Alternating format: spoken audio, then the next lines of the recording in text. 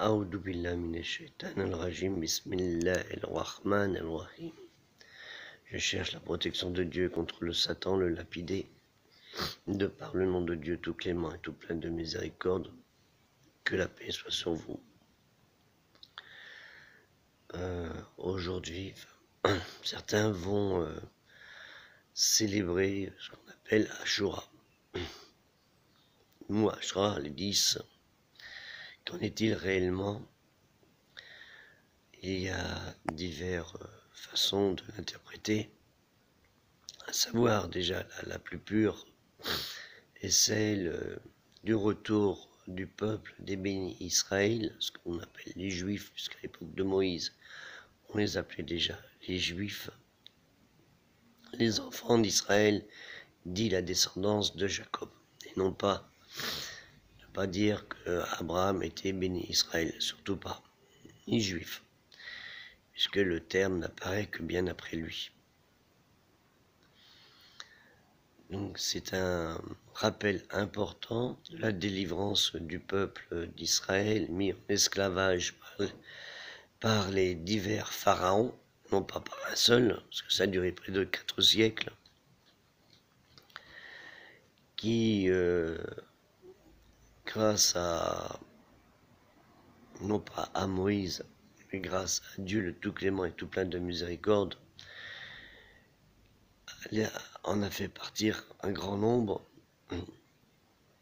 pour retourner à Eretz Israël, à la terre d'Israël, ce qu'on appelle maintenant la terre d'Israël, où le pays des 12 tribus des bénis Israël, qui seront plus tard les 12 tribus d'Israël.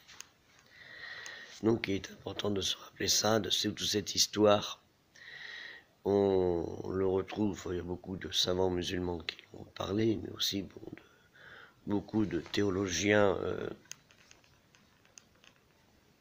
juifs, on va dire juifs, le mot sera aussi simple, qui ont étudié ce moment important qui est le retour à la Terre Sainte, puisque le terme est approprié à cette époque quand on parle de ce qui était avant le pays de Canaan,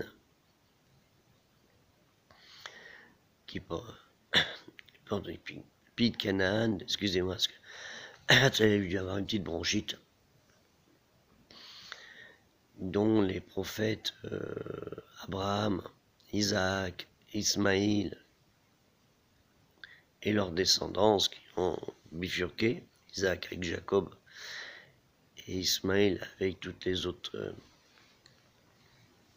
tous ses enfants qui sont bifurqués un petit peu vers on va dire sur l'Arabie, toute cette péninsule, et les Juifs aussi qui en venaient, enfin c'est un autre domaine.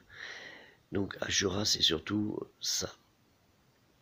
Après les chiites aussi se rappellent de ce moment, c'était dans cette période qu'il y a eu un massacre important sur un des petits-enfants du dernier des prophètes et messagers, avertisseurs, Muhammad sallallahu alayhi wa sallam, que c'est lui, la paix de Dieu soit sur lui. Il y a aussi maintenant une nouvelle version light, celle de brûler les pneus, de faire tomber les pétards, de brûler les boîtes aux lettres, les voitures ou quoi que ce soit, et surtout de faire de la nuisance sonore à déranger les gens honnêtes partout dans le monde. Donc je vous demande, ceux qui célèbrent, qui se font, moi je dois dire plutôt que ceux qui se rappellent, parce que célébrer, chez les musulmans, il n'y a que 2 fêtes qui se célèbrent, il n'y a pas 50.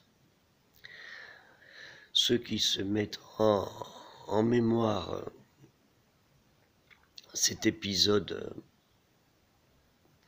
important, qui est aussi bien dans le Coran que dans le Tanakh, la Bible, fasse attention à cela. Et Moïse, il n'a pas brûlé les pneus, il n'a pas mis les pétards. Au contraire, c'était des gens qui étaient pleins de joie, leur mot était plutôt Alléluia, on veut dire Alhamdulillah, Subhanallah, des termes beaucoup plus élogieux que ce qui se passe actuellement. Donc c'était juste un petit rappel pour vous dire que pensez à ce que représente ce mot, Ashura, et le sens qu'il apporte à toutes les communautés. Je vous souhaite à vous tous une bonne journée et à moi une bonne guérison, Inch'Allah. Salam alaikum.